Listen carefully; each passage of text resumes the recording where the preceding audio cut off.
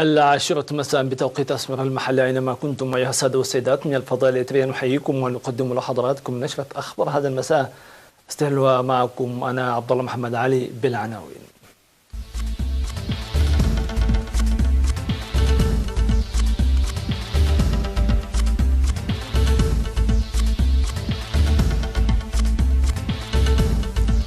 فخامة الرئيس إسياس أفريقي يلتقي رئيس الاتحاد الأفريقي لكرة القدم. اللاعبين في الرياض يحتفلون بالفاتح من سبتمبر. اختتام دورة للحفاظ على المخطوطات والمقتنيات المقدسة. كوريا الشمالية تهاجم بومبيو وتحذر من تراجع فرص التفاوض. ولاية فلوريدا تعلن حالة الطوارئ بسبب دوران. بركان سترامبولي يغزف حمامه في جزيرة صقلية لإيطاليا.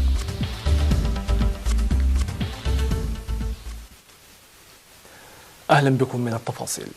التقى فخامة الرئيس إسياس أفريقي صباح اليوم السبت 31 من أغسطس رئيس الاتحاد الأفريقي لكرة القدم السيد أحمد في مكتبه بعد هلو وأجرى معه جلسة مباحثات. المناسبة التي حضرها مفوض الثقافة والرياضة السفير زمد تخلو رئيس الاتحاد الإثيوبي لكرة القدم السيد إسياس أبراهام ذكر فيها السيد أحمد بأن التنظيم الجيد لبطولة اتحاد وسط وشرق أفريقيا سيكافا لما دون 15 عاما الأولى من نوعها التي استضافتها العاصمة أسمرة خير دليل على تعهد الشعب والحكومة الإثيوبية الوفي في تفعيل الأنشطة الرياضية وخاصة منشط كرة القدم، مضيفا بأن ذلك يعزز من تطور كرة القدم الأفريقية. وأوضح السيد أحمد إلى أن تنظيم منافسات الرياضية في القارة الأفريقية يتطلب موافقة كاملة من السياسيين وإداراتهم، إلا أن ذلك المشهد يختلف تماما في إريتريا. وقال أدركنا بأن الحكومة الإثيوبية تتخذ أنجع السبل المستقلة والعادلة في المجال الرياضي، موضحا بأن هذا المبدأ يساعد على تطور وتقدم الأنشطة الرياضية عامة وخاصة الاستثمار الذي يقوم به اتحاد كرة القدم الإثيوبي. من جانبه قال فخامة الرئيس إسياس أفريقي أن تشجيع الأنشطة الرياضية وإنشاء البنية التحتية المطلوبة واجب حكومي وحق من حقوق المواطنين، منوها فخامته بأن الشعب والحكومة الإثيوبية يؤمنون بذلك. وشدد فخامة الرئيس إسياس أفريقي جاهزية الحكومة الإثيوبية لإنجاح البرنامج الموضوع لتطوير الأطفال والشباب وتطبيقه على أرض الواقع والقيام بالدعم المطلوب. حضر اللقاء أيضا رئيس اتحاد كرة القدم من شرق وسط أفريقيا سيكافا الدكتور معتصم جعفر، ورئيس اتحاد كرة القدم الصومالي نائب رئيس سيكافا السيد عبد القني أراب سيد، إضافة إلى رئيس كرة القدم التنزاني السيد والاس كيريا.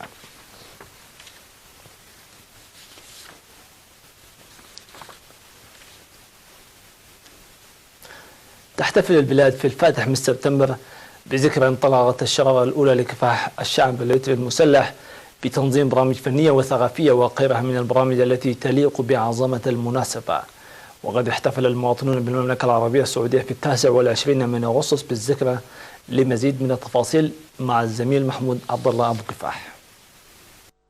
أحيا الإريتريين المقيمون في الرياض وضواحيها بالمملكة العربية السعودية بالأول من سبتمبر الذكرى 58 لانطلاق الشرارة الأولى لكفاح الشعب الإريتري المسلح. وألقى رئيس الجالية الإريترية في الرياض وضواحيها السيد عبد الرحمن إمام في مراسم الإحياء التي جرت في 29 من أغسطس الجاري كلمة أوضح فيها معاني الفاتح من سبتمبر الرزينة في تاريخ الشعب الإريتري. وأضاف قائلا: نجدد في احتفال هذا العام عهدنا لنقل السيادة والاستقرار الوطني المزدهر إلى الأجيال المتعاقبة. من جهتها قالت القائم بأعمال السفارة الإريترية من المملكة العربية السعودية السيدة وين جرزجير أن 24 من مايو هو وليد الفاتح من سبتمبر التي تحيا سنويا بحفاوة كبيرة، موضحة تنفيذ عهد الفاتح من سبتمبر وتأكيد السيادة الإريترية بأبنائها الأبطال.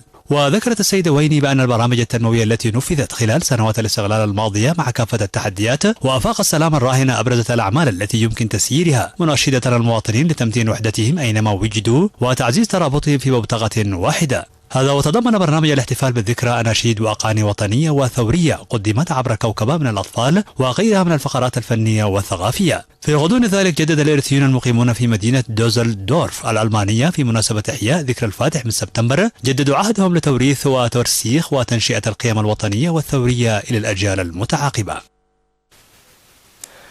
تنظم أنشطة فعالة وتبذل جهودا حثيثة في كافة أنحاء البلاد لاستكشاف وحفظ وتوثيق الممارسات الثقافية والتراثية والآثار التاريخية الثرية.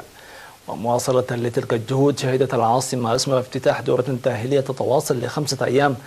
ولمزيد من التفاصيل حول هذا الخبر إليكم التقرير مع الزميل قاسم محمد. اختتمت في 30 من أغسطس الجاري الدورة التأهيلية التي افتتحت في 26 من أغسطس الجاري امتدت ل5 أيام بالتنسيق بين مركز الأبحاث والتوثيق التابع للجبهة الشعبية للديمقراطية والعدالة ومقر البطريرك للكنيسة الأرثوذكسية الإريترية. تركزت حول حفاظ وترتيب المخطوطات الدينية والمعطيات المقدسة. وتشتمل الدورة التي قدمت عبر الخبراء القادمين من جامعة هامبورغ الألمانية على الحقائق التاريخية الرئيسية في هذا المجال من حيث الترتيب والأدوات وأدب لغة الجئز وتاريخها وهيكلها وتكوينها وعلم الأبحاث الجئزية وآلية أدب الجئز الأثري، إضافة إلى علم اللغات والآداب وتنقيحها. وأشارت مدير مركز الأبحاث والتوثيق التابع للجبهة الشعبية للديمقراطية والعدالة السيدة آزيب التولدي إلى أن المركز وابتداء من العام 1996 نفذ أعمالا كثيرة في حفظ المخطوطات والمعطيات المقدسة، وأن هذه الدورة المقدمة عبر الخبراء تساعد في تعزيز الخطوات المتخذة من الناحية العلمية.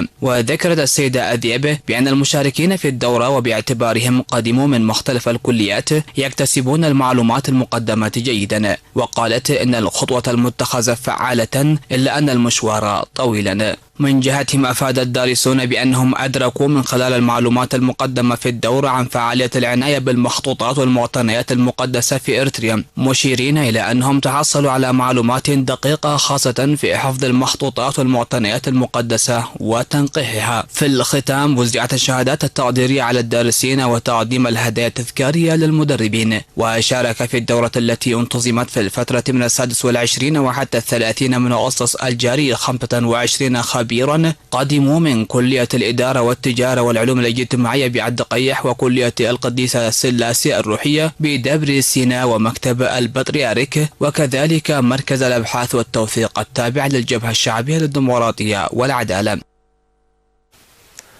يقوم سكان منطقة عد شومة في مديرية قناع بإقليم شمال البحر الأحمر باستعدادات مسبقة لتنمية البساتين في أسفل السد الجاري تشييده بتكلفة بلغت نحو 3 ملايين نغفة. وقال السكان في الآراء التي أدلوا بها أن السد الذي اختتم معظم أجزائه بدأ يسري المياه الجوفية، ما شجع ذلك على تنمية البساتين إضافة إلى تقليلها من مشكلة مياه الشرب، مؤكدين جاهزيتهم لتنمية البساتين الفعالة. وأوضح المهندس كتة قبرة تنساي خبير حفظ المياه وحماية التربة في المديرية أن السد الذي يبلغ طوله 12 مترا وعرضه 60 متر يسعى لحوالي 120 ألف متر مكعب من المياه، ويفتح فرصا كبيرة لتنمية البساتين.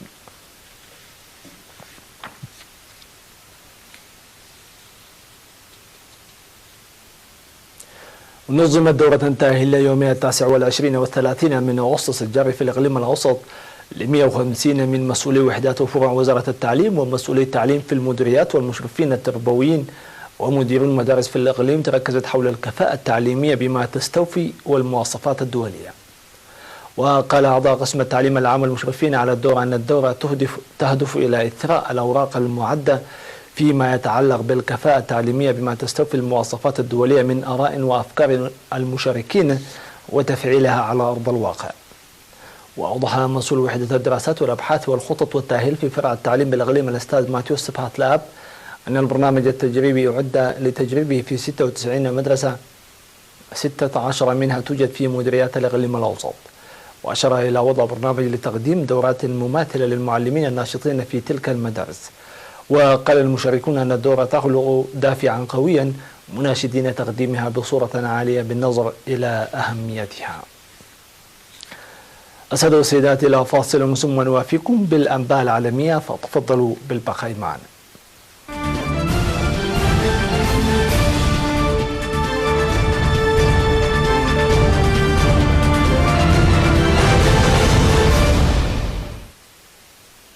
أهلا بكم من جديد.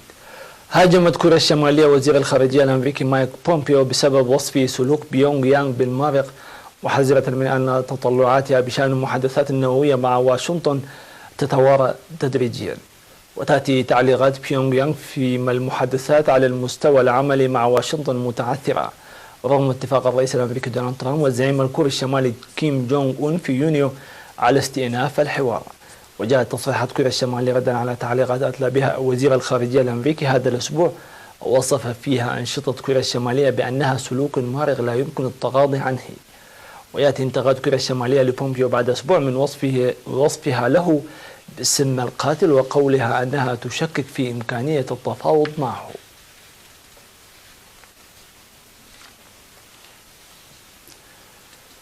تشهد ولاية فلوريدا الأمريكية حالة تأهب قصوى بعدما اشتدت قوة الإعصار دوريان ليصبح إعصارا من الفئة الرابعة مع رياح تبلغ سرعته حوالي 215 كيلومتر في الساعة على ما أعلن المركز الوطني الأمريكي للأعاصير.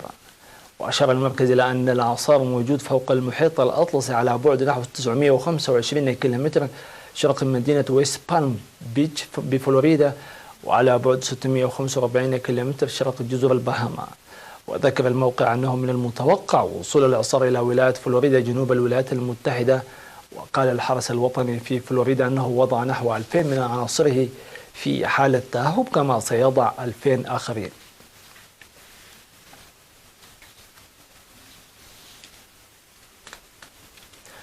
استمر ثوران بركان سترومبولي في الساعات الأولى من يوم الجمعة الواقع في جزيرة الصقلية الإيطالية، وزينت الحمم الموظوفة سماء الليل للجزيرة البركانية الصغيرة، لكن لحسن الحظ لم يتم الإبلاغ عن أي أضرار أو إصابات. وعلى الرغم من ثوران هذا البركان إلا أنه لم يمنع السياح من الاقتراب لرؤية الحمم البركانية المذهلة التي أضاءت سماء الليل.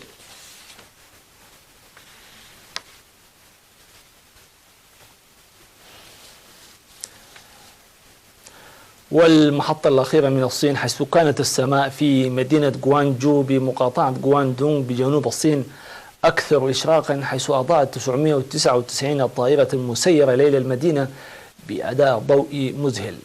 وصعدت الطائرات بدون طيار التي بلغ عددها 999 طائرة والمزودة بأضواء ملونة إلى السماء، وانحازت إلى أنماط مختلفة تتضمن العلم الصيني والرسوم المتحركة وتصميمات ثلاثية الأبعاد، مما ترك 100,000 من السكان يشاهدون عرض الطائرة بدون طيار.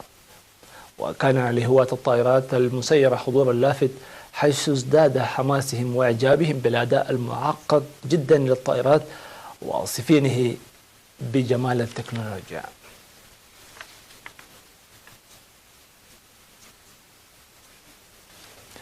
بهذا نصل وإياكم إلى ختام هذه النشرة. شكرا لكم على حسن المتابعة والإصغاء. دمتم في أمان الله.